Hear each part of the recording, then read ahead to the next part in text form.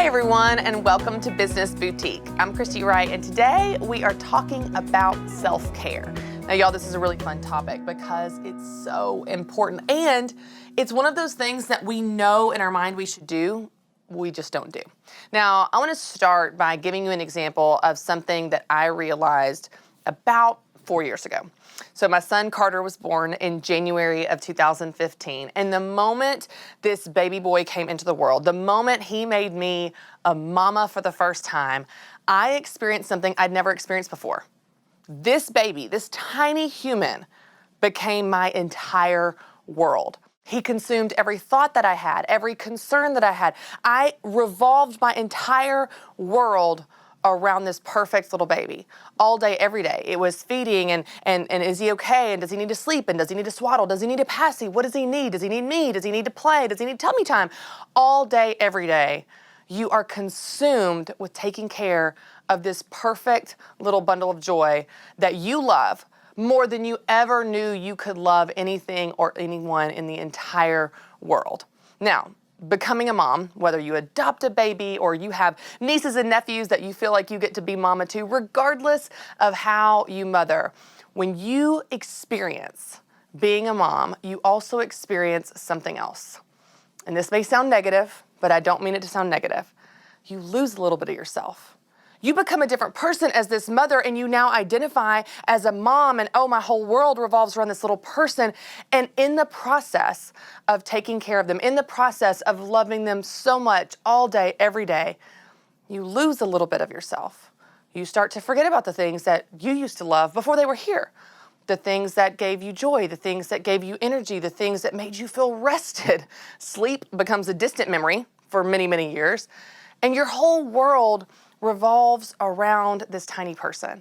Now, this was the first time in my life that I experienced it on that level, where my whole world was consumed with this little baby, and I didn't feel like there was anything left of me. And what happens in the process is not only do we feel like we lose ourselves, but we forget to take care of ourselves. We forget about the rest. We forget about the exercise. We forget about the shopping or pedicures or spa days or just time with girlfriends or time alone or time reading a good book. All those things seem like luxuries that we will indulge in if there's some time left over. And you and I both know there is never time left over. If you're waiting to have some time left over before you take care of you, before you do things that give you joy, before you do things that invest in yourself, you'll never do it. There will always be something more demanding of your time and your attention and your energy if you don't put yourself at the top of the priority list in your own life. So I want to spend a little bit of time talking about self-care. Whether you feel like you've lost yourself in motherhood or in your business or maybe in your full-time career, you're climbing the corporate ladder, you're working 80 hours a week, and you don't feel like there's anything left of you. I want to spend a little bit of time helping us get back to the person that makes all of those things possible, you. Now, there's one thing that you need to know about self-care. That is the most important thing you need to know. We can unpack strategies and tactics and ways that you can take care of yourself, but there's one thing that you first need to know. Self-care is up to you. That's why it's called self-care. No one can do it for you. No one can make you take time off work. No one can make you take a vacation. No one can make you take a bubble bath. No one can make you go get a pedicure. No one can make you read a book. No one can make you value yourself. No one can do that for you but you. Not a husband, not a coworker, not a boss, not a friend. So if you're sitting around waiting for someone to give you permission to take care of yourself, it's not going to happen. If you're sitting around waiting for someone else to tell you to take time off, it's not going to happen. If you're sitting around waiting for someone else to value you enough where you can value yourself, it will not happen. Self-care starts with yourself. It starts with you. Now, the great news is the problem with self-care is you, but you're the solution also. You can fix this. You can do something in your life that makes a difference, that makes you happier and more proud and more confident and enjoying your life more, but it's all up to you.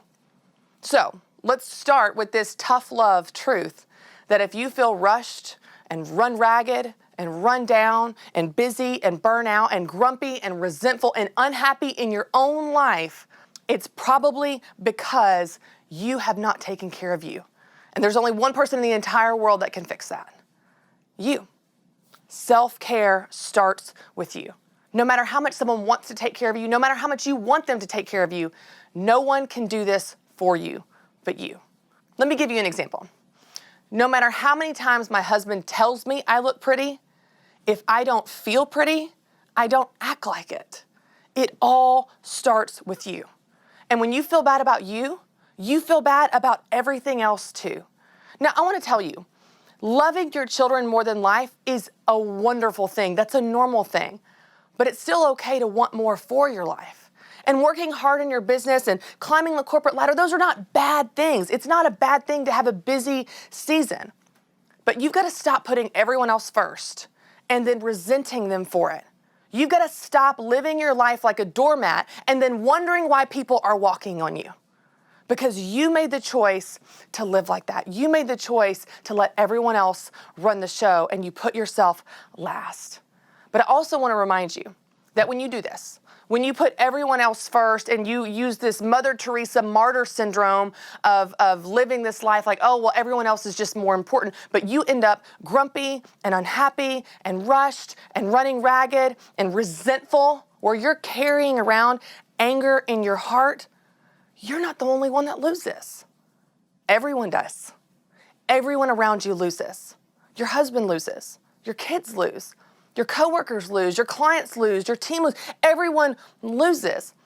Because I guarantee you, what these people in your life need from you, more than tasks completed and more than a warm meal on the table or a ride to soccer, is a woman in their life that has come alive, that is full of joy, that is confident and proud and happy to be there doing those things. But it all starts with you. And by the way, self-care is more than just a bubble bath once a quarter. We're talking about a way of life. I'm talking about valuing yourself and making yourself a regular, consistent priority in your own life. It's about filling your own tank, your tank, with the emphasis on you. You're the one doing it and you're the one filling your tank. It's kind of like when you're driving. If you run out of gas on the side of the road, it's so much more stressful and frustrating and complicated to get gas to fill up your car. But if you just keep gas in your car, it's not stressful. It's not hard to refill your tank. It's not hard to stop by a gas station. So stop waiting until you're on the verge of a nervous breakdown before you decide to throw a flag, raise your hand, and ask for help. Stop waiting until you are having an anxiety attack and looking to your doctor for medication because you are so unhappy in your life before you start to seek out the rest that you need, the care that you need, the time that you need to be you. Stop waiting until it's a crisis. And you know what? When you do something for yourself, even if it's the first time, even if it feels a little awkward and feels a little selfish at first, when you do something the first time, I want you to know you don't have to apologize for it. Not the first time, not the 1,000,000th time. You know, I had a friend, this was years ago, and she told me she was going to Florida. This was a mom. She had a couple of kids, and she just ran a really busy life like we all do.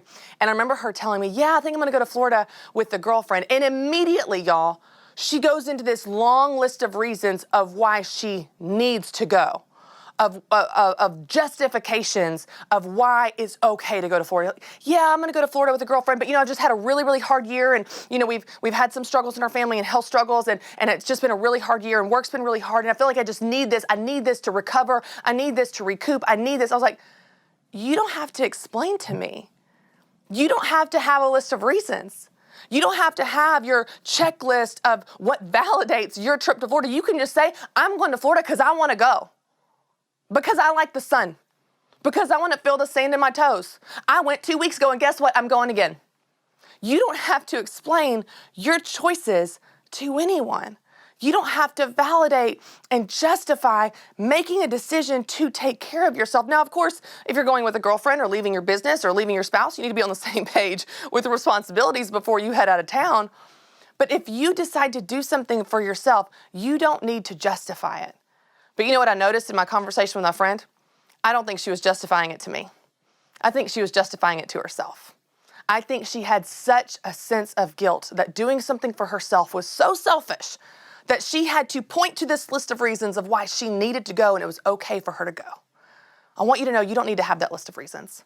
You don't need to justify it to anyone else, and you don't need to justify it to yourself. This is something that you don't have to apologize for. It should become a regular, consistent priority in your own life. You know, I had another friend ask me, and this was I guess a couple years ago. We were just having some girlfriends sitting around talking, and one of them posed the question to the group. She said, okay, what is one thing that you do just for yourself? Like just one thing that you do that's just for you. And everyone started listing out like, well, the one thing I do for me is read a book at night 15 minutes before bed. Or the one thing that I do for me is sometimes, like, you know, on my birthday every year, I'll go get a massage. The one thing? When it got to me, I was like, I don't have one thing. I have like 9 million. I work out. I like to get new clothes at TJ Maxx. I, will have fun with my girlfriends. I will go on vacations with my husbands. We have date nights. I hang out with my mom. I read a good book. I go for a walk. I got a long list of things I do for myself. Why do we feel like we need to have one thing? Why do you feel like in your life you are only allotted one thing? Everybody else gets all of you, 99.9% of you.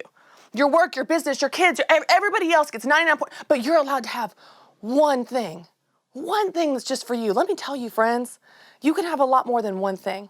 I'm not talking about being selfish. I'm not talking about neglecting your family. I'm not talking about neglecting your business or your spouse, but I will tell you that when you are strong, when you take care of yourself, when you do things that fill you up, that give you rest, that bring you joy, everyone around you benefits. And you are able to love those people and lead those people from a place of strength and joy and abundance out of the overflow of your heart and what you have in you, not out of exhaustion and resentment and barely keeping up. I'm not saying neglect anyone. I'm saying take care of you so that you can take care of them. It's not only okay to give yourself a break and slow down, it's necessary. Taking care of yourself is not selfish. It is self-preservation and it's smart. It is something that is going to help you stay with this the long haul, to chase your dreams, to be a joy-filled wife and mom and business leader. Now, I know that this is a struggle for me as well. I'll tell you guys, slowing down is something that I am not good at. Sometimes I literally feel like God makes me slow down. I love the verse in the Bible where it says, He makes me lie down in green pastures. The emphasis in that verse for me is makes me. He makes me lie down. He makes me slow down. He makes me stop and rest and be still. When you do this, when you slow down, when you do those things that give you joy, that make you proud, that make you confident, that make you like yourself, y'all, everything around you changes. Not only are you better for the people that you love the most, you also enjoy your own life a whole lot more. Thanks so much for watching, and don't forget to subscribe to my YouTube channel. And if you need help taking care of yourself like we all do, well, I've got a free download for you. It's called 10 Ways to Take Care of You, and you can get your copy by clicking the link below.